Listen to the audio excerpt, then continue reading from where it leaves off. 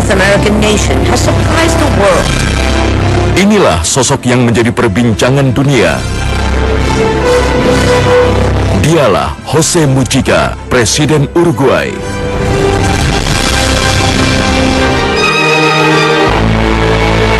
Tidak seperti presiden di negara-negara di dunia yang hidup mewah di istana kepresidenan. Jose Mujica lebih memilih tinggal di rumah sederhana miliknya di kawasan pertanian. Rumah mungil dengan hanya satu kamar tidur benar-benar tidak mencerminkan kehidupan seorang presiden seperti yang dikenal masyarakat dunia. Untuk memenuhi tugasnya memimpin negara, ia tidak menggunakan fasilitas kendaraan mobil yang disediakan pemerintah. Ia lebih nyaman berkendara dengan mobil tua miliknya, produksi tahun 80-an yang harganya ditaksir sekitar 20 juta rupiah. Mengapa bisa demikian? Apakah dia tidak menerima tunjangan serta gaji selama menjadi orang nomor satu di negaranya? Inilah pilihan hidupnya. Sebagai presiden, Jose tetap menerima gaji sebesar $12.000 Amerika atau sekitar 115 juta rupiah, tapi 90% gajinya ia sumbangkan ke rakyat. Artinya, ia hanya mengambil sekitar $700 atau sekitar 7 juta rupiah, sama dengan penghasilan rata-rata rakyatnya. Itu sebabnya dunia kemudian menjulukinya sebagai presiden termiskin di dunia.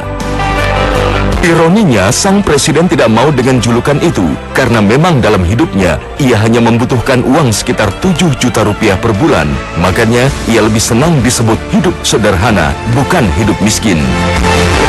Baginya, yang pantas disebut miskin adalah orang-orang yang bekerja keras hanya untuk mempertahankan gaya hidup mewah dan terus menginginkan yang lebih. Kesederhanaan adalah satu pilihan hidup seseorang, karena orang ketika dalam keadaan kaya raya umpamanya, kalau orang miskin kemudian hidup sederhana karena wajar tidak ada yang digunakan untuk bermewah-mewah. Tapi orang kaya hidup dengan kesederhanaan, maka itu adalah sebuah magnet besar. Karena sederhana selalu menjadi magnet yang istimewa. Inilah yang bisa kita saksikan dari Rasulullah Shallallahu Alaihi Wasallam, pemimpin besar kita. Perhatikan rumah beliau, dalam sejarah bukan disebut bait, bukan rumah, tapi hujrah, hanya kamar, bilik, hanya satu bilik. Apa yang kita saksikan hari ini, makam Rasul adalah merupakan rumah Aisyah radhiyallahu anha, dan dia hanya sebuah bilik dengan ukuran yang tidak terlalu besar. Dan inilah Rasul kita. Karenanya ulama tabi'in mengatakan bahwa biarkan kamar Nabi ini jangan dipugar, agar rakyatnya, agar umat ini tahu bahwa inilah Rasulnya. Kesederhanaan Mujica membawa dampak positif bagi negaranya.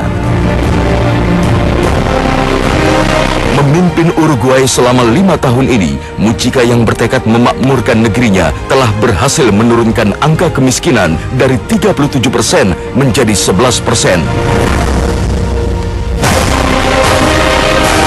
Tingkat korupsi pun turun drastis, bahkan menjadi negara paling rendah tingkat korupsinya dibanding negara-negara tetangganya di Amerika Latin Selatan. Apapun ideologinya, sosok Mujica menjadi potret presiden teladan yang langka di dunia.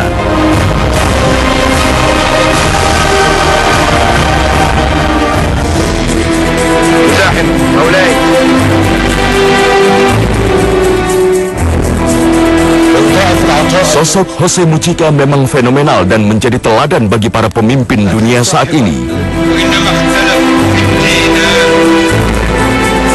Namun jauh sebelum Jose Mujica hidup, sejarah Islam telah memberikan contoh keteladanan seorang pemimpin besar yang hidup sederhana, bahkan jauh lebih sederhana daripada seorang Jose Mujica, memimpin wilayah yang jauh lebih besar.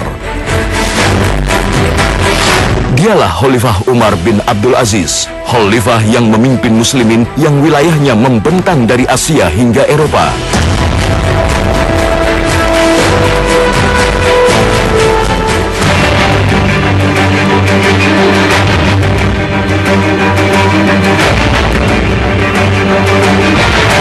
Sebelum dipimpin Umar bin Abdul Aziz, kondisi kekhalifahan Umawi di Damaskus, Suriah lebih mencerminkan kehidupan kerajaan. Banyak kezaliman, kemiskinan, dan KKN di kalangan pemerintahan. Kehidupan keluarga khalifah begitu mewah, termasuk Umar bin Abdul Aziz sendiri. Namun semuanya berubah setelah Umar bin Abdul Aziz diangkat menjadi khalifah muslimin. Kezaliman hilang, keadilan merata, tidak ada lagi tempat bagi orang yang punya kepentingan pribadi. Kemiskinan tidak lagi bisa ditemui di seluruh wilayah yang dipimpin. Kaum muslimin hidup berkecukupan, nyaman dan aman. Semua itu bisa dilakukan dalam waktu yang sangat singkat, hanya 2 tahun lebih. Bagaimana semua itu bisa terjadi?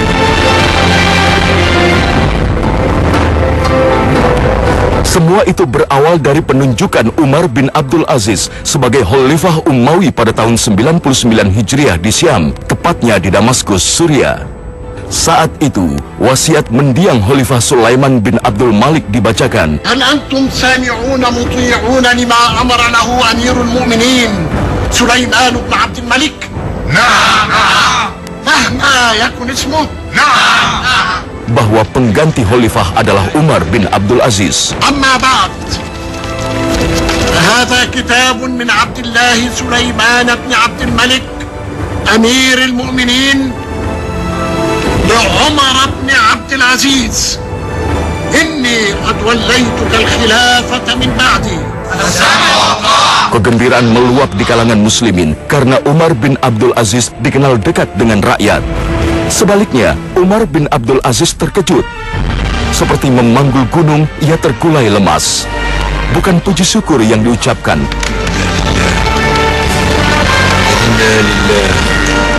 Ucapan bela sungkawa. Bagi Umar bin Abdul Aziz, jabatan khalifah adalah musibah dan ujian yang harus dipertanggungjawabkan kelak di hadapan Allah Subhanahu wa Ta'ala. فلا مفر من أن نسمع ونطيع لما قضى به ربك الذي يؤتي الملك من يشاء وينزعه ممن يشاء.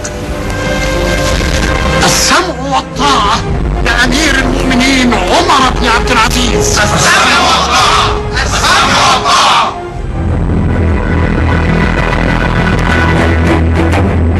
Maka yang dilakukan Umar bin Abdul Aziz setelah dibaiat menjadi khalifah yang dianggap sebagai musibah dalam hidupnya ini adalah melakukan perubahan besar-besaran secara radikal.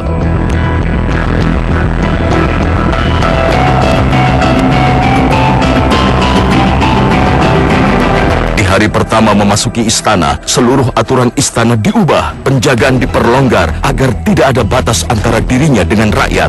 وكل هؤلاء بالخارج هؤلاء حرسوا وممن يحرسون أي خصم أو عدو أو غير. هل يحرسونني من قضاء الله؟ هل يحفظونني من أمر الله؟ هل يمنعون الموت عني إذا حان أجلي؟ حاشا لله. وكم راتب كل منهم؟ 200 دينار في السنة؟ في الشهر يا أمير المؤمنين. لهذا يهتفون لكل أمير. نحن فداء أمير المؤمنين، نحن فداء أمير المؤمنين. ألا سحقا لولاء يباع ويشترى. ابعث بهم لحراسة الناس في شوارعهم ودروبهم.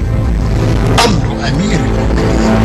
أما أنا فأنا في حاجة لرجل واحد يقف ببابي ليستقبل أهل المظالم.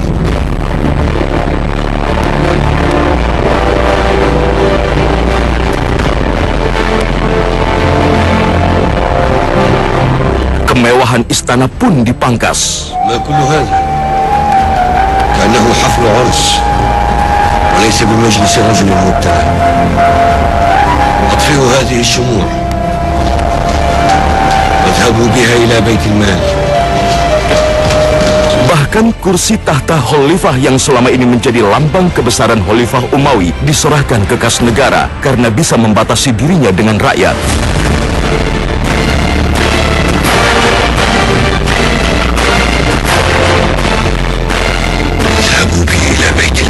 Maka hilang sudah kemewahan istana kekhalifahan Umawi yang demikian masyhur di seantero dunia sejak Khalifah Umar bin Abdul Aziz menjabat sebagai khalifah. الكتاب الثاني Di saat memulai kerjanya sebagai khalifah, perintah pertama yang diturunkan adalah mengganti gubernur-gubernur yang zolim dan menggantinya dengan sosok yang cakap dan soleh. اكتب بعزل ابن أبي مسلم جبار إفريقية الذي أوشك أن يقول أنا ربكم الأعلى والعياذ بالله وأن يسجن في قيوده في نفس الجب الذي يلقي فيه بالضعفاء. Rakyat yang sebelumnya dizolimi pejabat langsung dikembalikan seluruh hak-haknya. ولقد أمرنا بإطلاق سراح جميع السجناء. Orang-orang yang ditahan akibat kezoliman penguasa sebelumnya, ia bebaskan. Ia begitu takut kepada Allah Subhanahu wa Ta'ala.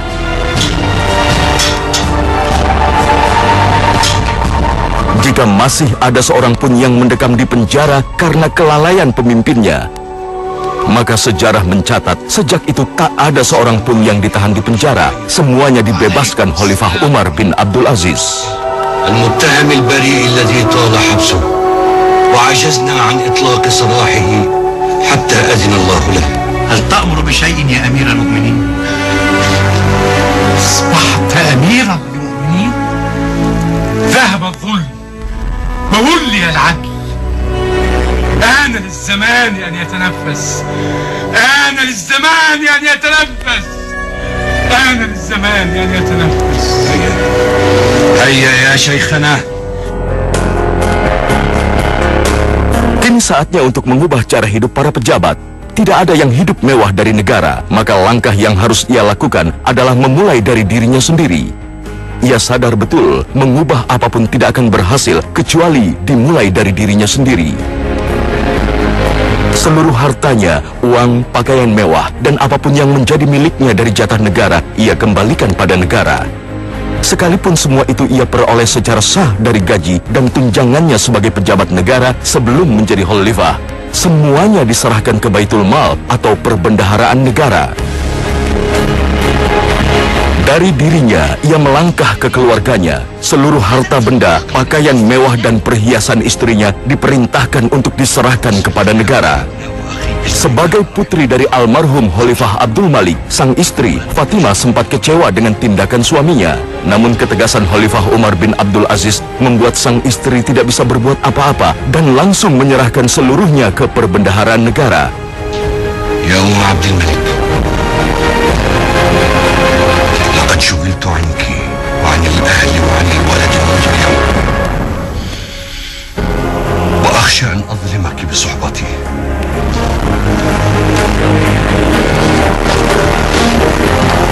فإن شئت لحقت بقصر أبيك وإخوتك، وإن شئت تجملت بالصبر على ما لا يطاق.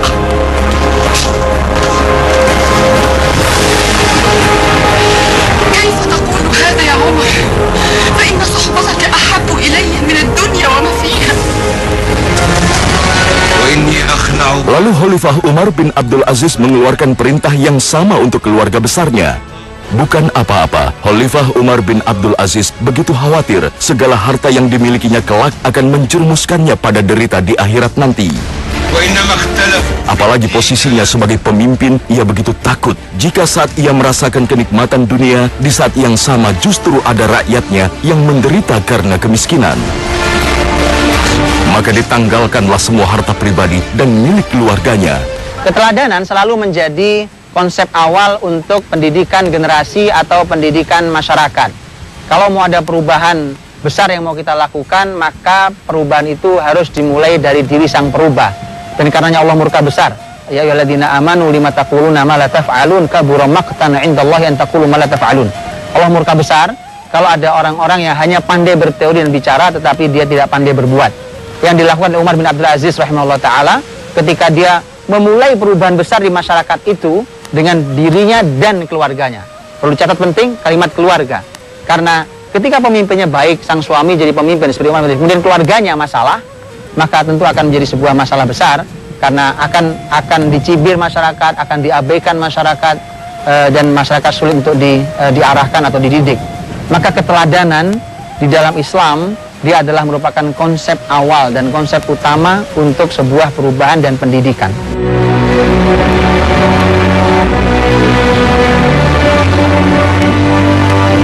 Bahkan Khalifah Umar bin Abdul Aziz meninggalkan istana yang sebelumnya ditempati dan memilih tinggal di tempat sederhana tanpa perabotan kecuali perlengkapan baca tulis. وغدا إن شاء الله ننتقل إلى الدار التي أمرت بإعدادها لإقامتنا وفيها جهزي لي غرفة ليس فيها من شيء سوى فراش من الحصير للصلاة ووعاء فيه ماء للوضوء وورق وقلم ودواء.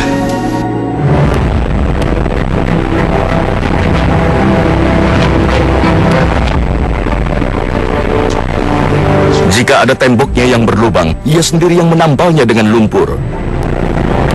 Menjadi khalifah benar-benar laksana musibah bagi Umar bin Abdul Aziz. Allahumma innaka ibtalaitani bima la quwwata li alayhi illa bik.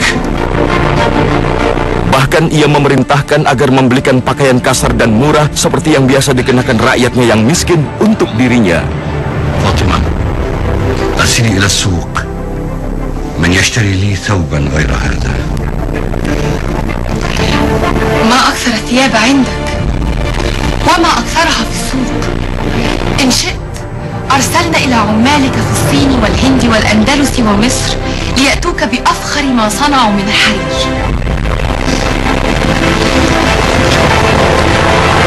أريد ثوبا لا يزيد ثمنه عن 6 دراهم.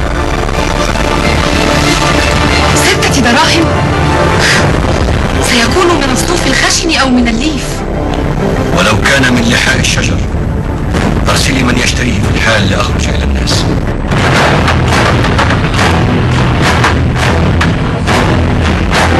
Di masa kepemimpinannya, tiada kenikmatan hidup lagi yang bisa ia rasakan. Khalifah Umar makan seadanya dan tidak pernah merasakan kenyang. Di waktu istirahatnya, Khalifah Umar bin Abdul Aziz tidak pernah merasa nyenyak. Ia begitu takut akan azab Allah jika merasa ada rakyat yang mendapat perlakuan tidak adil darinya. Begitulah Khalifah Umar. Siang harinya ia jalani waktu untuk memikirkan rakyatnya, dan malam hari ia habiskan untuk beribadah kepada Allah Subhanahu wa Ta'ala. Karenanya, belum lama sang khalifah memimpin, badannya menjadi semakin kurus dan letih terlihat di wajahnya. مثل القمر.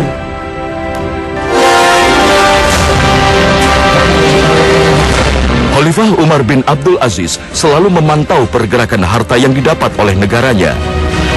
Saat itu luas wilayah Islam sudah memenuhi Jazirah Arab hingga Asia, Afrika dan Eropa. Bukan negara kecil, Khalifah Umar harus memperhatikan kesejahteraan rakyatnya secara merata. Maka selama Khalifah Umar memimpin, ia begitu jeli memperhatikan arus keuangan kas negara. Tidak boleh harta menumpuk di perbendaharaan negara, karena harus terus mengalir kepada yang berhak.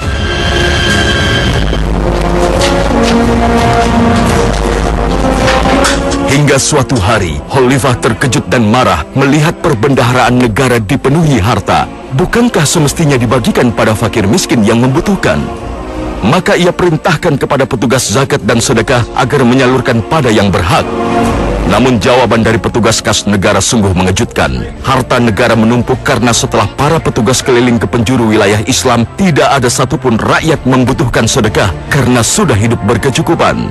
الرجال يطوفون بالأموال في الشوارع فلا يجدون سائلا واحدا في الشام كله فقد أغناهم الله من فضله منذ جعلت راتبا معلوما لكل عاجز ومسكين فكف الناس عن السؤال. Justru saat itu yang paling berhak mendapatkan santunan adalah Khalifah sendiri karena hidupnya di bawah standar rakyat biasa. Sungguh mengagumkan, Umar bin Abdul Aziz yang selalu ketakutan harus bertanggung jawab terhadap Allah atas hak-hak rakyatnya itu telah membawa kemakmuran wilayah Islam dari Asia hingga Eropa. اليوم آكل قانعا راضيا. Alhamdulillah. Siapapun merasakan kenyamanan hidup dalam naungan Islam di Damaskus, Suriah. اطمأننت على رعيتي إن صدقت رسائل الولاة. فماذا في رسائلهم؟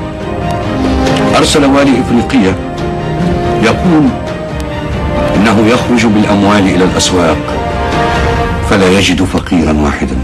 وهكذا هنا في الشام وفي مصر منذ عام. Hanya dalam waktu 2 tahun lebih, dengan keadilan dan ketakutan kepada Allah Subhanahu wa Ta'ala, Khalifah Umar bin Abdul Aziz membawa kaum muslimin di seluruh wilayah pada kemakmuran dan kenyamanan serta keamanan hidup. Satu kata untuk seorang pemimpin yang disampaikan oleh Rasulullah SAW tentang pemimpin yang dijamin mendapatkan syafaat, mendapatkan pertolongan dan bahkan surga Allah adalah satu kata, Imam Adil. Ini lawannya adalah apa yang disampaikan Rasul dalam hadis yang sahih, ma min abdin yastar'ihillahu ra'iyatan yamutu yawma yamutu wa huwa ghashin li ra'iyatih illa haramallahu 'alal jannah. Tidaklah seorang hamba yang diberikan Allah Subhanahu wa taala amanah kepemimpinan dan ketika dia mati ternyata dia masih menipu rakyatnya, kecuali pasti akan Allah haramkan surga baginya. Ini bertolak belakang, sehingga kalau sudah jadi pemimpin maka hitam putih pilihannya buat dia. Surga sangat dekat atau neraka sangat dekat. Dengan adil maka dia dapatkan surga, dan ketika dia mati dan menipu rakyatnya maka Allah haramkan baginya surga.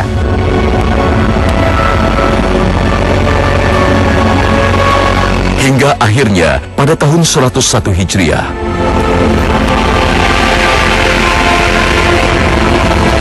Umar bin Abdul Aziz wafat akibat racun yang dibubuhkan pada makanannya oleh musuh-musuh Islam.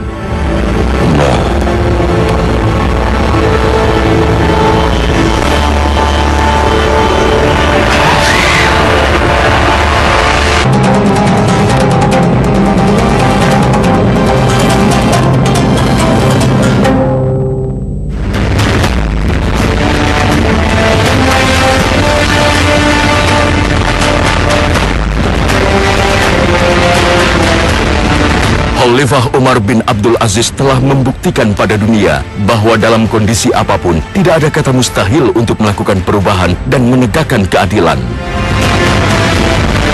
Menjadi pemimpin adil memang beresiko, bahkan resiko nyawa, dan itulah yang dialami Umar bin Abdul Aziz.